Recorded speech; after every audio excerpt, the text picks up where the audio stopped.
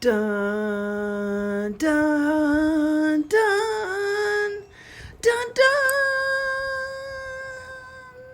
Welcome, how are you? I wanted to share with you on how I created the Impossible Shack. You may have seen the photo of this building floating around on the internet. I'll add a little picture of it right here. And I felt like this was such a great, challenging project. Recreating bad construction is really difficult, and I felt I did an adequate job. At the end, I will show you my mistakes and point them out so you can see that not everything is always as perfect as you think it should be. So here we go. Hold on tight as we watch on how this is created. It's been a while since I've made dioramas, and I figured I would do this one building, and here's my sketch for it. I think when I'm done with the building, you'll probably have seen it before on the internet going around. It's oddly constructed little shack in the middle of some sort of favela or some sort of city. I don't know. But here I looked at the picture and I determined the measurements of a few things. For example, there was a basketball hoop in the original picture, and I know that the inner rim measurements of a basketball hoop is 18 inches. So I could use that to go through and guesstimate what sizes everything were. And this didn't have standard door sizes or standard window sizes, so I really went with that basketball hoop as a good measurement. I couldn't even find a single 2x4 in the picture, so I came down with this measurement here. I figured it was 16 feet tall. And what I'm going to do is convert it to inches, so 16 feet to 16 inches, and then I'm gonna half that to 8 inches. So I've got this big old sheet of foam here, and I've measured out that tiny little part of the building that I'm gonna cut out with my foam cutter. Zoom! I've got my foam cut, I've got it glued together, I got the door and the window kind of chiseled out there. I'm working on the base. I'm getting the right angles, just making wedges, making sure it's just at the right angles I want it to be. And I've added the staircase. I'm using wallboard joint compound, and I'm gonna put it over my foam. And I'm just gonna take this with my palette knife, and I'm just gonna put it on there. I won't be adding any of this joint compound to the sides because I'm going to put a wood base around this.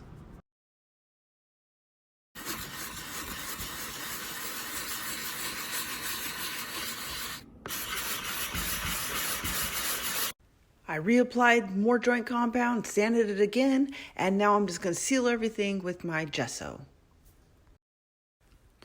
I'm going to start now just painting down all the base colors. Everything's just gonna get a basic little color as we go. I may change it up. I may cut pieces out and refix it and repaint it again, but that's pretty much what I do in my dioramas, is just paint and paint and paint.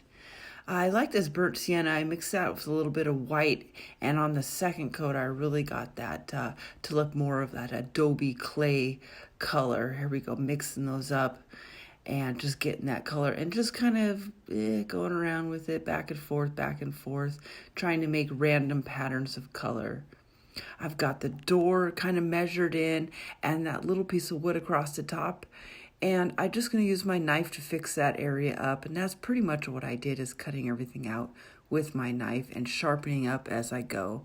Here's my doors made out of balsa wood and some packaging. I just cut it up into strips, glued it on, and I will paint that a base black color and then start adding all the accent colors to it, like the rusty color look.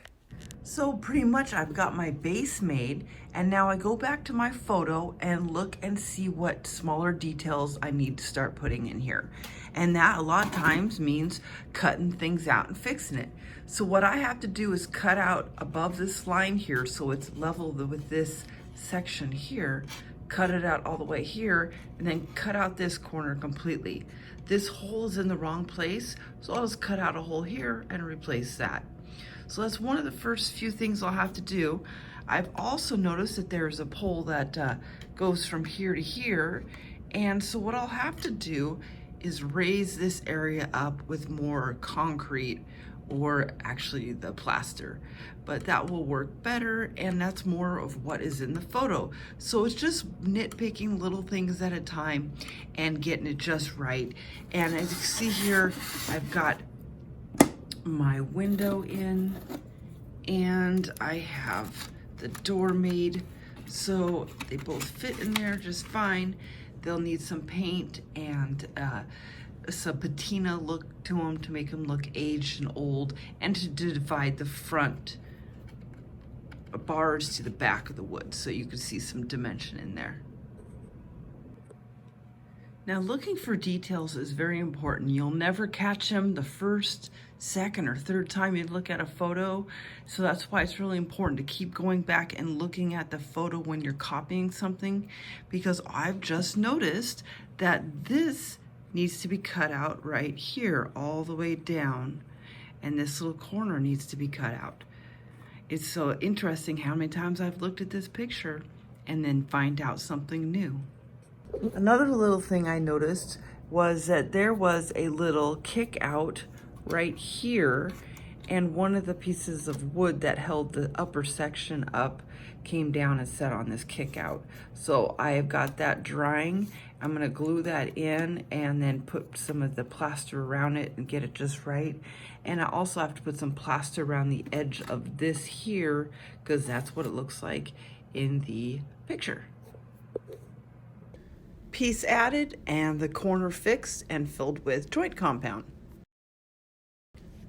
This piece took me a long time to make, mainly because I didn't really have an established studio. I was kind of working on it in a corner over there and then a corner over there. But now I have my table in a nice spot and all my supplies are pretty close. I will be making some more dioramas. So I really like to look at the details. But as I'm working on this house, I started on the roof, and I thought, well, it's really odd how it looks like it's about like this, but yet the lines are straight. I actually cut this at an angle thinking that's what the roof looked like. Well, come to find out, no, there is this section here comes out like at an angle. So what am I gonna have to do? Well, I'm just gonna have to put this out at an angle and guesstimate what this part over here looks like. Because also in the picture, I had noticed some part of the building going out this way. So that is another thing I'm gonna have to prepare for. Or I'm just going to do an artist interpretation of this building, and I'm going to guesstimate what this side looks like, pump this out maybe, go ahead with that, or maybe I'll just do it like this. I'm not sure yet, I'm thinking about it, but I usually go ahead and I usually fix things. So like I was saying, this whole section needs to come out to a point right here. How am I gonna fix this? And what am I gonna do about the section that goes out over here? So this is how I've started thinking about it. I studied the photo, and the center beam that comes all the way out to here is about 2.5 inches. I visually looked at it, the line up from the window, 2.5 inches. I'm gonna say that's the middle, so I need to come out all the way to 5 inches here. So that's what I'm gonna do. I've decided I'm gonna make it so that this upper section goes out this way an extra, what did I say here? 2 inches out to the side here and at a point so back, and then I can go ahead and start working on the details again. So really looking at your picture and then coming up with a solution to fixing. So I added this little wedge section here, and this little filler here, and this little side piece. Just so when you look at it just right, it has that angle here. And I'm gonna wait for this to dry.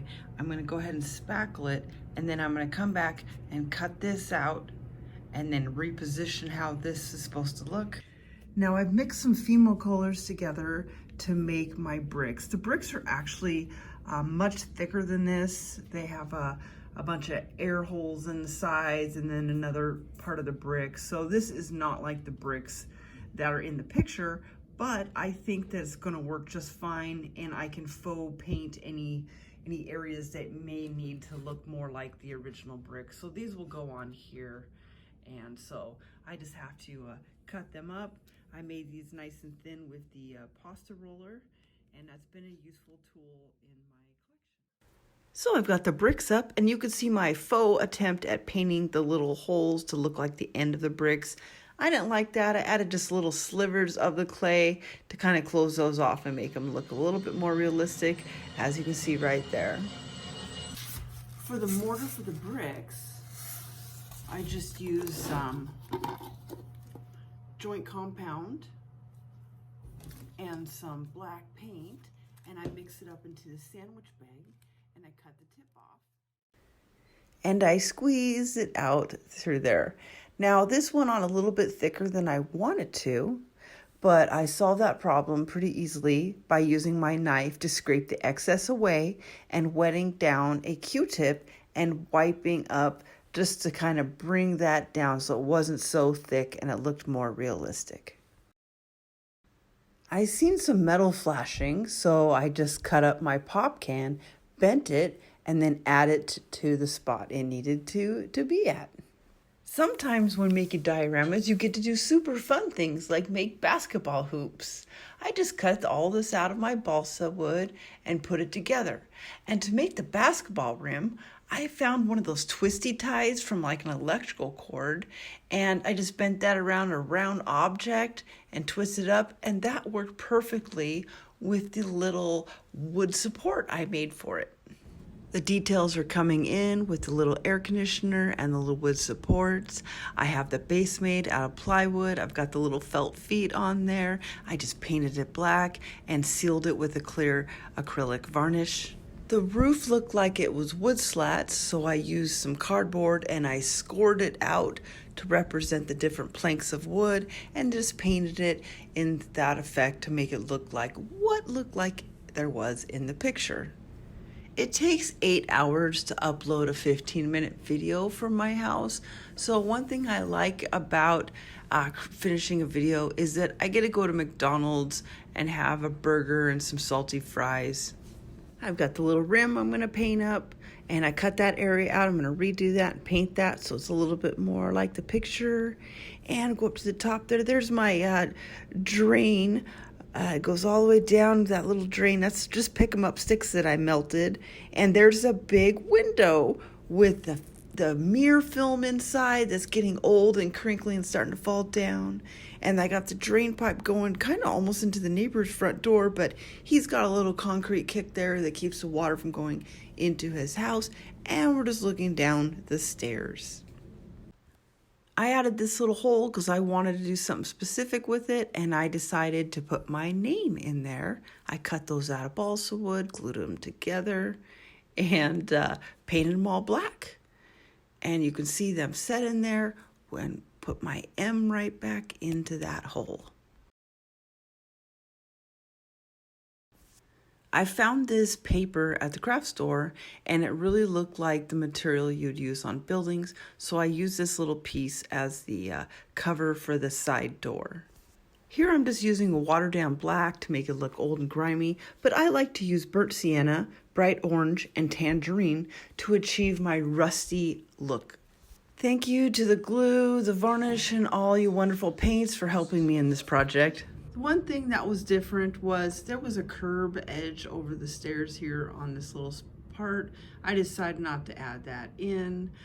This little post was off a little bit, and there was another plumbing pipe out of here, but I decided to delete that. So that was a few things that I noticed that were a little different from the original and my diorama. Well, it's best to take the diorama outside and let it get some fresh air when you're finished working on it. I did forget to make a black trash bag by the basketball hoop, but I'll probably add that later on. And that's okay. I'm pretty happy with going on here, and I'm really excited to start the next diorama and to come up with some interesting new ideas that I would really like to work on some crazy houses in the future. I would kindly like to ask you to like and subscribe to my channel and help me grow. I've been creating art for over 20 years, and I would love to share it with you. And here is a side-by-side comparison of what I call the Impossible Shack. Now, I probably should have like tilted my camera to show you the same angle as the other one, but there you go. That looks pretty good.